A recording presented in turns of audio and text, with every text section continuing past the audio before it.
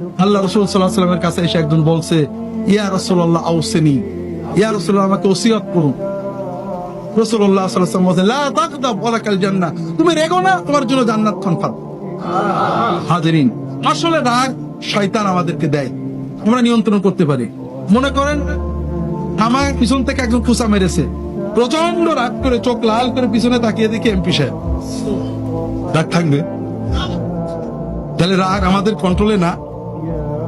বউয়ের সাথে প্রচন্ড রাগারাগি করছি, দরজায় বেল বেজেছে, রাগ মুহূর্তে কন্ট্রোল করে একটু হালকা করে দরজা খুলে যখন দেখি স্যার বা ম্যাডাম বা কেউ এমপি, তখন রাগ থাকে। ম্যাডামকে দেখে, স্যারকে দেখে, বসকে দেখে, বন্ধুকে দেখে রাগ কন্ট্রোল করা করে, আল্লাহকে দেখে করো না? শুধু ইমানের ব্যাপার। যখন আমি বুঝবো যে এমপি, বস, বন্ধু তার সামনে রাগ করলে মাইন্ড করে, আল্লাহ ঠিক ওরকম মাইন্ড করে, কাজে আমি রাখবো না।